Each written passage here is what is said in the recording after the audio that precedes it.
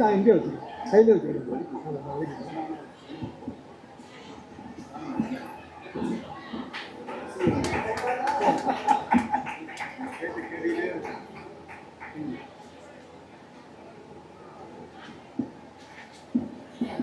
அனைவருக்கும் வணக்கம்.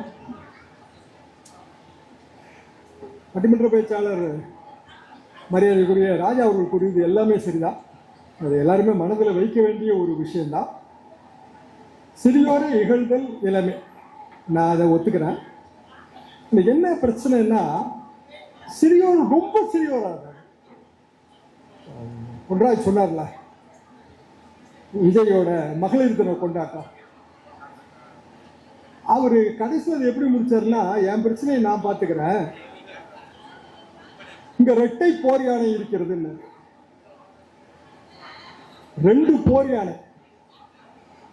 அப்புறம் 2மே போர் யானைன்னா சண்டை போட்டுக்கிட்டே தானே இருக்கும். ஆனா அவர் அதை பெருமையா தான் பேசுறாரு. அப்ப நமக்கு என்ன சிக்கல் வருதுன்னா, அவரை இகழ வேண்டாம்னு தான் நான் நினைக்கிறேன். யாரையுமே குறைச்சி மதிப்பிட வேண்டாம். ஆனா அவர் பேசுறதுதான் இந்த விமர்சனம் மிக அதிகமாக மாறுகிறது. இன்னும் சொல்லப்போனால் பெர்சனலா பேசக்கூடாதுன்னு தான் நான் எப்போதுமே நினைக்கிறேன். ஆனால் அதற்கான வாய்ப்பு கொடுப்பது அவர்கள். இப்போ நமக்கு இரட்டை போர் யானை இருக்கு. ஒரு போர் யானை நம்ம அமைச்சர் சேகர் பாபு, இன்னொரு போர் யானை உங்க எம்எல்ஏ ஜோசப் சாமுவேல். அப்போ இந்த 2 போர் யானையை நம்ம தயார்படுத்தி கொண்டு வர்றோம். அமைச்சருக்கு 6 தொகுதி, அவருக்கு 1 தொகுதி. அப்ப 6 தொகுதிகளின் ஒட்டுமொத்த வெற்றிக்கான கால்குலேஷன். இந்த கால்குலேஷன்ல மிக இயல்பாக விஜய் மாதிரியானவர்கள் வரும்போது நமக்கு ஒரு எச்சரிக்கை உணர்வு இருக்கு. எல்லா வீட்லயும் விஜய் இருப்பாங்க. ஐயா, நாங்களும் எங்க காலத்துல எல்லா வீட்லயும் எம்ஜிஆரா இருந்தோம், எல்லா வீட்லயும் சிவாஜியா இருந்தோம். ஆனா எந்த வீட்லயும் பத்மினியா இருக்கலாம். எல்லா வீட்லயும் எம்ஜிஆரா இருந்தாங்க, சிவாஜியா இருந்தோம், எஸ்எஸ்ஆரா இருந்தோம். சொல்றா சொன்னார்ல, எம்ஜிஆர் மன்றத்துல இருந்து வந்தவர்கள்னு. அது உண்மைதான். என்ன காரணம்னா, எங்களுக்கு ஒரு திரைமொழி தேவைப்பட்டது. ஒரு 6வது வகுப்பு 7வது வகுப்பு படிக்கும் போது நமக்கு திரையில சித்தாந்தம் சொன்னா அதை உள்வாங்கிக்கிறது ஈஸி. இப்ப நீங்க அதை டிவிலயோ இல்ல ஸ்மால் ஸ்கிரீன்லயோ பாக்குறீங்க, நாங்க பிக் ஸ்கிரீன்ல பார்த்தோம். ஆனா அதுக்கு ஒரு பொலிட்டிக்கல் ஒர்க் பார்த்துருக்கோம். பொலிட்டிக்கல் ஒர்க்குங்கிறது வீடு வீடா போய் வாக்காளர் பட்டியலை சரிபார்த்தல். வாக்காளர் பட்டியலை சரிபார்த்து அதுல பிழை திருத்தம் பண்ணி கைட்டு எழுதணும், பூத் ஸ்லிப்பு. அப்படியெல்லாம் எழுதித்தான் இயக்கம் வளர்ந்தது. ஆனா விஜய் என்ன சொல்றாரு, என்னை முதல்வராக்கி விடுங்கள், நான் கிராமம் கிராமமாக வருகிறேன். கிராமம் கிராமமா போனா தான் முதலமைச்சராக முடியும். எங்க ஊருக்கு நாவலர் அண்ணா வரும்போது ஒரு வகையில ஈஸி. அதனால அங்க கைத்துக்கட்டு தான் போட்டு வச்சிருக்கோம். திருத்துறைப்பூண்டி பக்கம் சின்ன கிராமம்.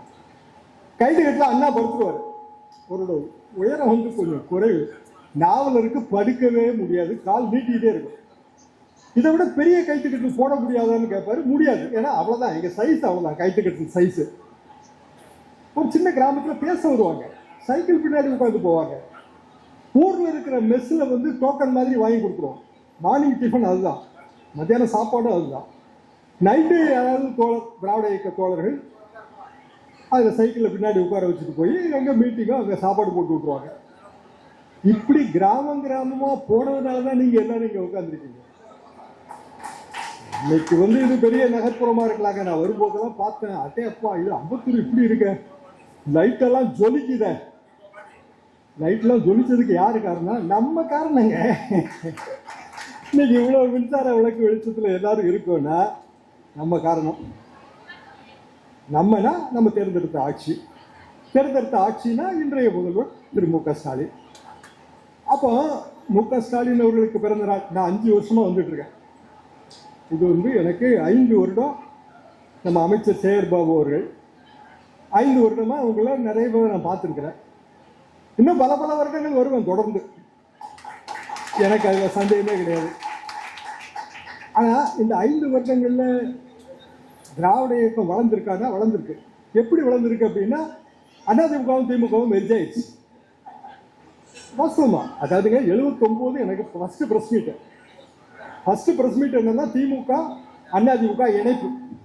ஃபர்ஸ்ட் பிரஸ் மீட் எத்தனை வருஷத்துக்கு முன்னாடி பாருங்க, 79. பிஜு பட்நாயக் வராரு. அவர் அப்போ ஒரிசாவில் வந்து ஒரிசாக்காரர் மத்திய அமைச்சர். இந்திரா காந்தி அம்மா வந்துடக்கூடாது, இதுதான் நோக்கம்.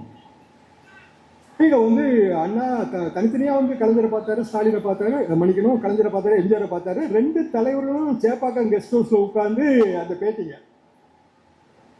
நாங்கள் வந்து எம்ஜிஆர் மடத்தில் இருக்கும்போது உதவி தான் ஓட்டு போட்டோம். அப்போ வந்து திமுக தான் எம்ஜிஆர். பொன்ராஜ் எனக்கு கொஞ்சம் ஜூனியர் செட்டு, அதனால அதிமுக பிறந்த பிறகு வந்திருப்பாரு. 72க்கு பிறகு இல்லை அந்த 80களில் ஓட்டு போட்டிருப்பீங்களா? 80, 85 போட்டிருப்பாரு. நான் வந்து அப்போ அதுக்கு முன்னாடி இருந்து ஓட்டு போட்டுக்கிட்டே இருக்கிறேன். இப்போ எங்களோட ஆர்வம் வந்து ரெண்டு இயக்கமும் இணையணுங்கிறதாங்க. நிஜமாவே சொல்கிறேன். இப்போ எதுக்கு சண்டை போடுறாங்க? வேண்டியதில்லை. தீய சக்தி திமுகன்னு சொல்றதுக்கெல்லாம் ரொம்ப மிகப்பெரிய கொழுப்புங்க. எம்ஜிஆர் சொன்னது இல்லைங்க. அதை எம்ஜிஆர் அவர்களுக்கும் கலைஞர் அவர்களுக்கும் மனத்தாங்கல். அவர் கலைஞரை தான் சொன்னாரு. எம்ஜிஆர் எப்படி சொல்லுவாரு? அவர் திமுகவோட பொருளாளர், 72 வரைக்கும் பொருளாளர். பொன்ராஜ் சரியா சொன்னாரு. திமுகவும் அதிமுகவும் இரட்டைக்குழல் துப்பாக்கின்னு 77ங்க சட்டமன்ற பேச்சு. 77 அவ்வளவு பெரிய போராட்டத்துக்கு பிறகு எம்ஜிஆர் முதலமைச்சரான பிறகு திமுகவும் அதிமுகவும் இரட்டைக்குழல் துப்பாக்கினாரு. இப்போ அது ஒற்றைக்குழல் துப்பாக்கியா மாறிட்டு இருக்கு. ஓபிஎஸ் வந்துட்டாரு.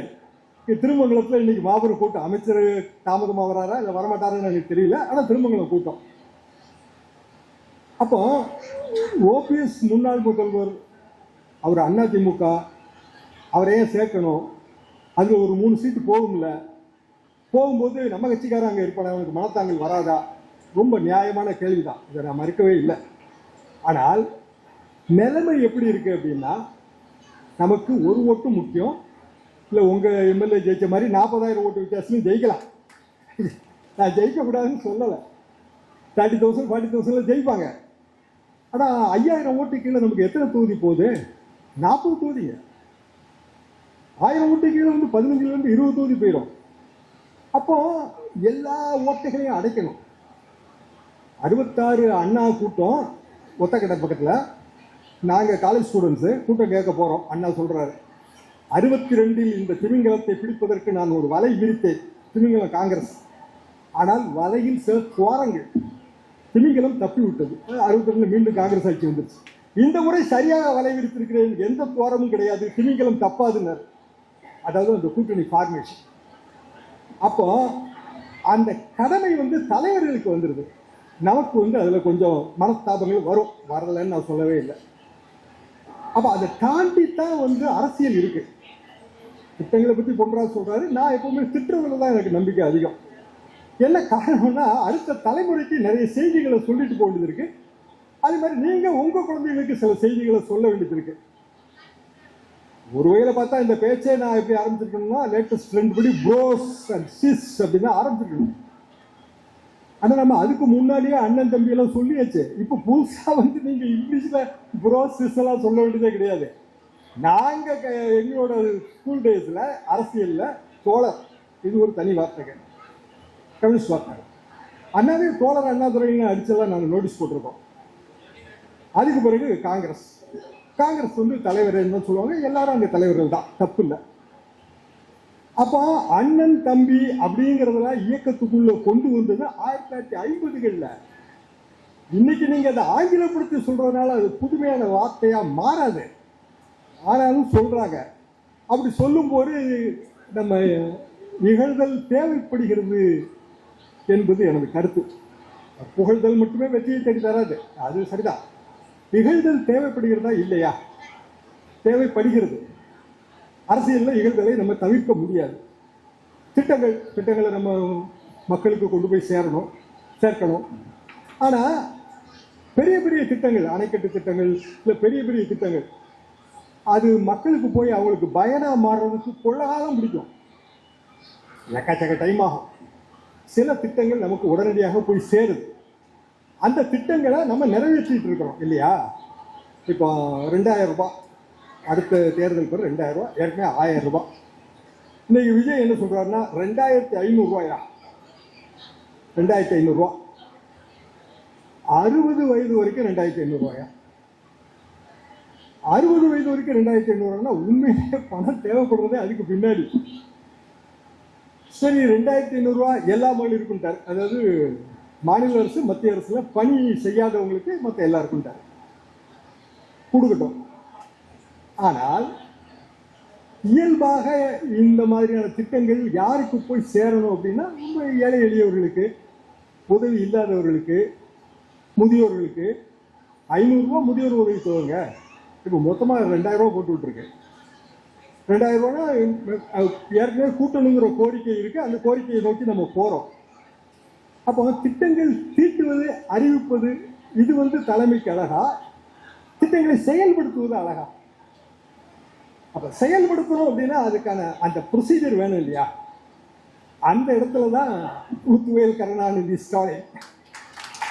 ஏன்னா 5 ஆண்டு காலகட்டத்தில் வரிசையா நம்ம பார்த்துக்கிட்டே வரோம். நிறைய விஷயங்களை பார்த்துக்கிட்டே வரோம். தேர்தலை ஒட்டிய சில அறிவிப்புகள், அது சரிதான், எல்லா ஆட்சிகளையும் நம்ம தவிர்க்க முடியாது. ஆனால் இந்த 5 ஆண்டுகளில் நான் அரசியல் ரீதியாக எப்படி பார்க்கிறேன்னா, சின்ன சின்ன துவாரங்கள் அடைபட்டிருக்கின்றன.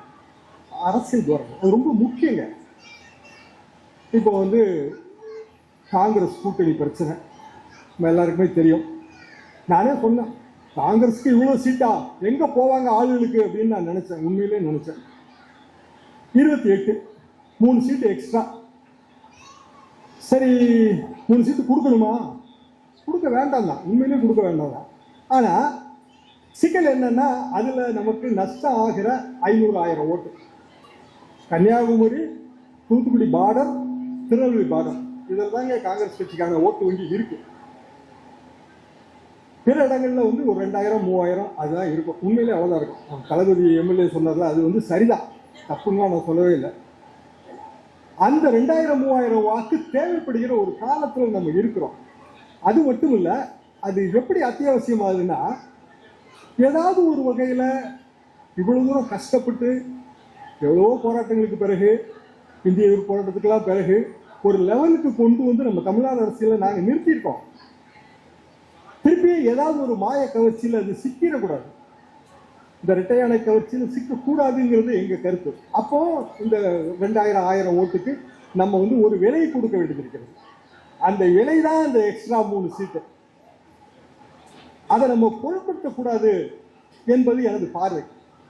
அப்போ காங்கிரஸ்க்கு ஒரு சவால் வந்துருச்சு. 25 கொடுத்தது, 18 ஜெயிச்சாங்க. 28 கொடுத்துருக்கோம், 28 ஜெயிக்கணும். அப்பதானே அவங்க வாங்கினதுக்கு அர்த்தமாகும். ஆனா வாய்ப்பு இருக்கு. என்ன வாய்ப்புன்னா, இந்த குறைந்த வாக்கு வித்தியாசத்துல வெற்றி வாய்ப்பை இழக்கக்கூடிய தொகுதிகள் வெற்றி வசப்படும். வெற்றி வசப்படும் போது அந்த 200+ டார்கெட் ஈஸி.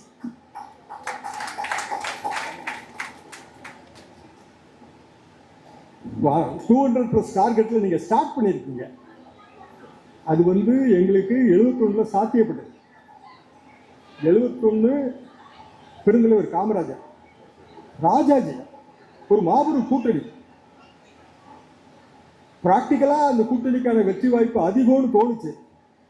சிவாஜி பிரச்சாரங்க, வாக்குரிமைன்னு ஒரு படம், ஊருக்கு போடுவாங்க. அந்த படத்தை பழைய செட்டு யாராவது இருந்தால் அதெல்லாம் உங்களுக்கு ஞாபகம் இருக்கும். அப்போ 71 தேர்தலில் எப்படி கட்டமைக்கப்பட்டது? சின்ன சின்ன ஓட்டு வங்கி எல்லாம் அப்போ கலைஞர் ஒருங்கிணைத்தார். காங்கிரஸுக்கு சீட்டே இல்லை, அசம்பிளியில் நோ சீட். அதுக்கு பதிலாக பார்லிமெண்ட்ல எக்ஸ்ட்ரா சீட். கூட்டணி ஒர்க் அவுட் ஆச்சு, 200+ வந்துச்சு. அப்போ 200+ வரணும்னா அடிப்படையில் ஒரு கூட்டணியை எந்த துவாரமும் இல்லாமல் கட்டமைக்க வேண்டிய ஒரு கட்டாயம் வந்துருது. இந்த குறிப்பிட்ட இடத்துல கலைஞரோட கூட முத்துவேல் கருணாநிதி ஸ்டாலின் அவர்கள் இன்னமும் கொஞ்சம் ஒரு இங்கிதத்தோட, ஒரு நெகிழ்வுத்தன்மையோட, ஒரு தாய் உள்ளத்தோட செயல்பட்டு இருக்காருன்னா நான் பார்த்தேன்.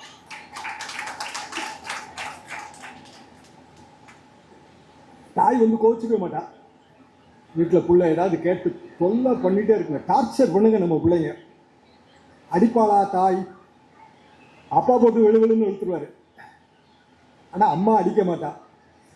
அடிக்காமல் அப்படியே அரவணைச்சு கொண்டு போய் ஏதோ 3 கடலை மிட்டாய் கேட்டா ஒரு அரை கடலை மிட்டாயாவது கொடுக்கறது, அப்படி சமாதானப்படுத்தி கொண்டு போகிறது. இது தாய் உள்ளம். இது குடும்பத்தில் பார்க்கலாம். அரசியலில் இப்போ நான் பார்த்தேன் சமீபத்தில், முதல் நாள் வரைக்குங்க ரொம்ப கஷ்டப்பட்டுச்சு அந்த கூட்டணி உருவாகிறதுக்கு. அப்புறம் காசி வந்தார், அவர் பேசினார். ஒன்றுமே இவங்க சரிப்பட்டே வரலைங்க. கிரீஷோடங்கிற அவர் ஏதோ கோவாக்காரர் தான். கோவாவில் எப்பயா ஜெயிச்சிங்கன்னு கேட்டால் எப்பவும் ஜெயிச்சேன்றாங்க. ஸோ கோவாலேருந்து இங்கே வந்து அவர் என்ன சொல்கிறாரு, எங்களுக்கு ஆட்சியில் பங்கு வேண்டும், அதிகாரத்தில் பங்கு வேண்டும். அது கூட கேட்டுட்டு போட்டோம். உள்ளாட்சி தேர்தலில் பங்கு வேண்டும், சரி right.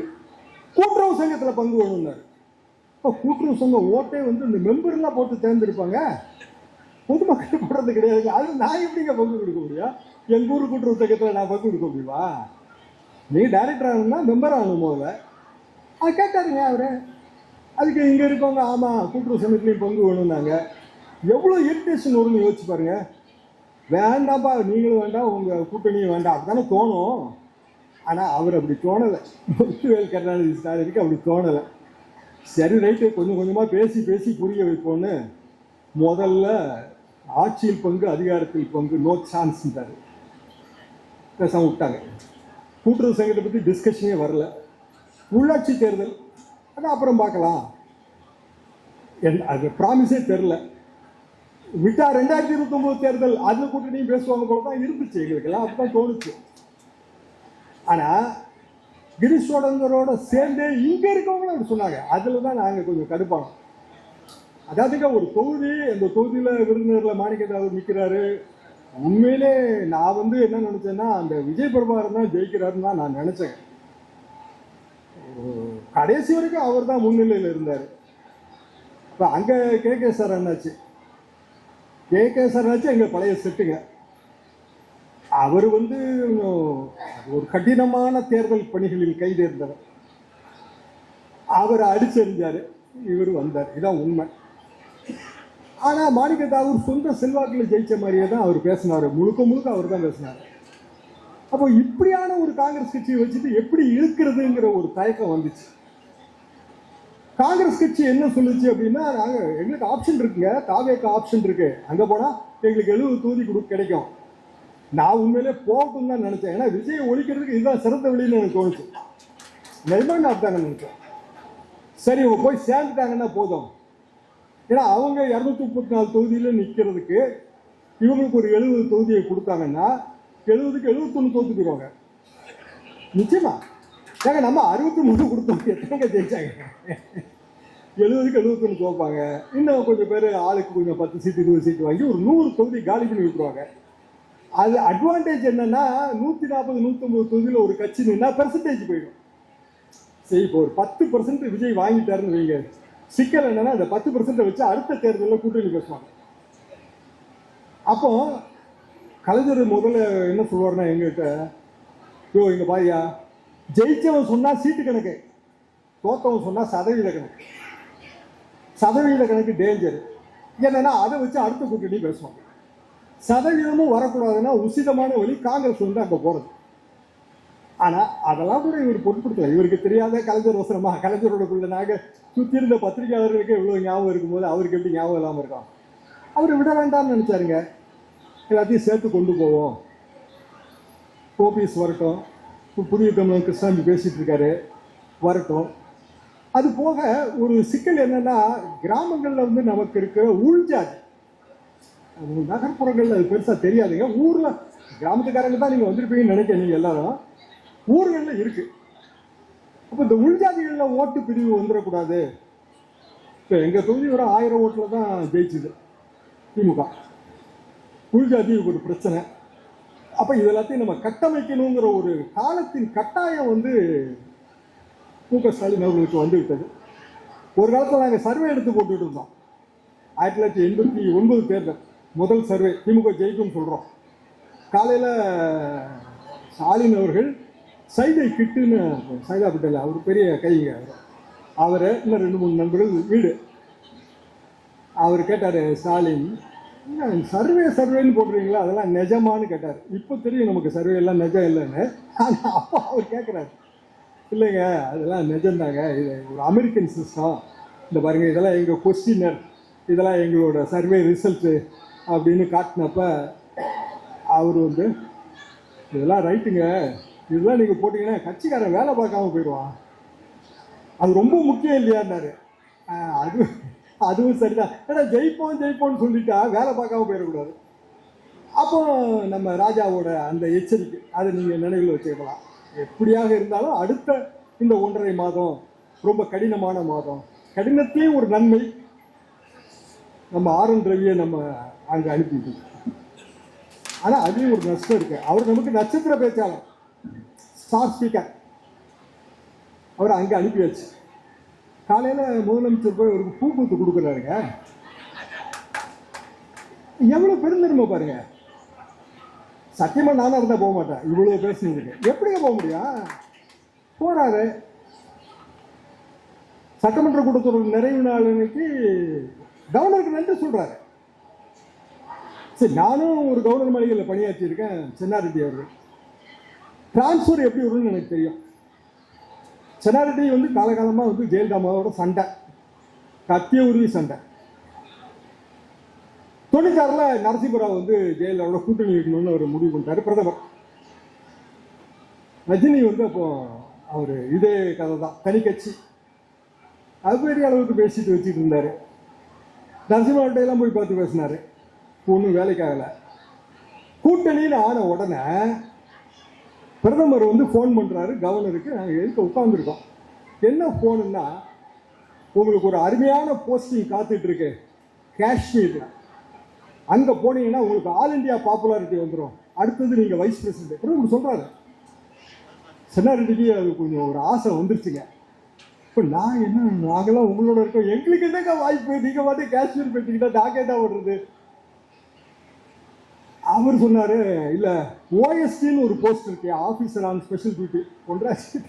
Officer on special duty தான் என்னன்னு, அதுக்கு நீ வந்துரு, எவ்வளவு நாளைக்கு நீ இங்கே இருக்க போற, காஷ்மீருக்கு வந்தேன்னா ஆல் இண்டியா பாலிடிக்ஸ், இந்த ஆல் இண்டியா பாலிடிக்ஸ்ல ஒரு கவர்ச்சி உண்டுங்க, போயிடலாம் போல இருக்க அப்படின்னு தோணும். சரிதான் அப்படின்னு நினைச்சிட்டு இருக்கும்போது அவருக்கு 60வது திருமண விழா ஒரு ராஜ்பவன்ல, ஒரு இப்போ லோக் பவன் சொல்லணும், மக்கள் பவனத்தில் வந்து ஒரு விருந்து, நானும் கலந்துக்கிறேன். விருந்து முடித்தோடனே கவர்னரோட மிஸ்ஸஸ், அவங்க பேர் சாவித்திரி அம்மா, அவங்க கூப்பிட்டு, உனக்கு அறிவு இருக்கா, அவருக்கு காலே சரியா வராது, நடக்க வராதுங்க அவருக்கு சரியா, காஷ்மீருக்கு அவரை கூட்டிட்டு போனா என்ன ஆவாரு, முதல்ல இந்த சிந்தனையை அவர்கிட்ட எடுத்திருப்பா, புண்ணியமா போகுனாங்க. அப்புறம் அவரை கொஞ்சம் கொஞ்சமா பேசி, அதெல்லாம் வேண்டாம் நான் இங்கே தான் இருப்பேன் அப்படின்னு பிடிவாதமா சொல்லி, நான் அப்ப நினைச்சேன், ரைட்டு, இவர் இருக்கிறதுல ஒரு நன்மை இருக்கு. ஏன்னா அடுத்தாப்புல கலைஞராட்சி தான் வருங்கிறது தான் எங்க சர்வே. அப்ப கலைஞராட்சி வந்தா பதவி பிரமாணம் இவர் செஞ்சு வைப்பார்ல. இன்னைக்கு நம்ம கவர்னரை தலைமை நீதிபதிக்கு பதவி பிரமாணம் செஞ்சு வச்சோ அனுப்பிட்டோம்.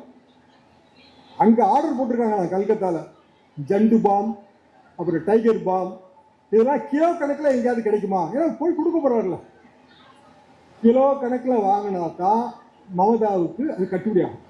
ஆனா மமதா பானர்ஜியோட பாலிடிக்ஸ்ல இவரும் இங்க இருந்தே வாங்கிட்டு போகணும். நம்ம பெருந்தன்மையா நடந்துக்கிட்டோம், கல்கத்தாலாம் பெருந்தன்மையா நடக்காது. இப்போ இவர் அங்க போய் என்ன பாடுபட போறாருன்னு நான் பார்த்துக்கிட்டே இருக்கேன். ரொம்ப கஷ்டப்படுவார்.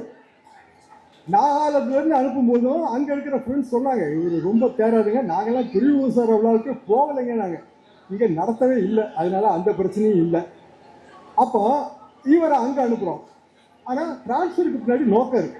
ஏன்னா நான் அதை சென்னாரெட்டி காலத்துல பார்த்தேன், ஜெயலலிதாவோட கூட்டணி அப்படிங்கும்போது சென்னாரெட்டியை கழுத்து அனுப்பணும்னு நினைச்சாங்க. இப்போ மம்தாவுக்கு ட்ரபிள் கொடுக்கணும்னு நினைக்கும் போது இவரை அனுப்புறாங்க. இப்போ இதுல பிராக்டிகலா வச்சு பாருங்க, அங்கிருந்து தான் ஒருத்தரை வந்து டெம்பரரி இன்சார்ஜா இங்க போடுறாங்களே. அப்ப வித்யாசாகர் ராவ் டெம்பரரியா வந்து இங்க என்ன பண்ணாரு, ராஜ்பவன்ல அவர் பஞ்சாயத்து பண்ணாரு, ஓபிசியும் இபிசியும் கை பிடிச்சி கோர்த்து விட்டாரு. ஒரு கை இப்ப நம்மகிட்ட வந்துருச்சு. அப்ப கவர்னர் காலங்காலமா செய்யறது தான். ஆனா ஆர்.என். ரவி வந்து அவரோட சேவை என்னன்னா, சனாதனங்கிற வார்த்தைக்கு என்ன உண்மையான அர்த்தம், ஏன் நம்ம எதிர்க்கணுங்கிறத சொல்லி கொடுத்தாரு. ஏங்க தமிழ்நாடு பேரை தமிழகம்னு மாத்துங்க, அதான் உங்களுக்கு நல்லதுன்றாரு. இவர் யாருங்க அது சொல்றதுக்கு? சரி, இன்னைக்கு பேராசிரியரோட நினைவு நாள் மே 7. ஒத்தக்கு நீர் வச்சிருப்பாங்க அவர் இருந்திருந்தாருன்னா. ஏன்னா தமிழ்நாடுன்னு பேர் வைக்கிறதுக்கு எவ்வளோ பாடுபட்டு சங்கரலிங்கனார் காலத்தில் உண்ணாவிரதம் இருந்த ஒரு உயிர் நீத்து அதுக்கு பிறகு எவ்வளோ கஷ்டங்களுக்கு பிறகு தமிழ்நாடுன்னு பேர் வச்சிருக்கோம். நீ பாட்டுக்கு எங்கேயோ பீகார்லேருந்து வந்துட்டு தமிழகம்னு வச்சுக்கோங்க, பரவாயில்ல, அதான் நல்லது அப்படின்னு சொன்னா என்ன அர்த்தம்? நம்மகிட்ட சம்பளம் வாங்கிட்டு நமக்கே எதிராக பேசுறாரு. ஒரு நஷ்டம் எங்களுக்கு என்னன்னா, ஆர்.என். ரவி ஏதாவது அப்பப்போ சொல்லுவாரு, அப்பப்போ அவரை திட்டிட்டு இருக்கான். அந்த வாய்ப்பு இப்ப இல்லை. ரைட்டு, போயிட்டாரு. நாளைக்கு போறாரா, நாளை கழிச்சு கிளம்பி போறாரான்னு தெரியல. பீகார் அவர் பேரை சொல்லிட்டாங்க. நீங்க முதலமைச்சர் நிதிஷ்குமார் சொல்லித்தான் 87 88 ஜெயிச்சாங்க பிஜேபி. 3 சீட்டு தாங்க ஜேடியு கம்மி. பிஜேபி ரொம்ப பெரிய கட்சிங்க, ஏகப்பட்ட எம்எல்ஏ வச்சிருந்தாங்க. நாங்கள் நிதிஷ்குமாருக்கு விட்டு கொடுத்தோன்றாங்க. 3 சீட்டு கம்மி. மோசப்படாமல் நிதிஷ்குமாரை 3-4 மாசத்துல கழட்டி அனுப்பியாச்சு. அந்த செய்தி கேள்விப்பட்டதுலேருந்து எடப்பாடி பழனிசாமி அவர்களுக்கு பயங்கர காய்ச்சல், உடல் நோவு. என்ன காரணம்னா, இவர் எதிர்கட்சி தலைவர் ஆகும் போது கூட இவங்க போட்டிக்கு வருவாங்க. பிஜேபியை பூர்த்திக்க மறுக்கிறாங்க. டெல்லி பாலிடிக்ஸ்ல பிஜேபி என்னெல்லாம் பண்ணிச்சுங்கிறது எல்லாருக்குமே தெரியும். இப்படிதான் அவங்க பண்ணுவாங்க. அப்ப இதையெல்லாம் நம்ம முளையிலேயே கிண்டி எறிய வேண்டிய வரலாற்று கடமை நமக்கு இருக்கு. அந்த வரலாற்று கடமையை செய்கிற பணி முத்துவேல் கருணாநிதி ஸ்டாலினுக்கு இருக்கு. அவருக்கு துணை நிற்க வேண்டிய பொறுப்பு உங்க எல்லாருக்கும் இருக்கு. மீண்டும் அடுத்த 15 நாள் சந்திக்கிறேன். நன்றி.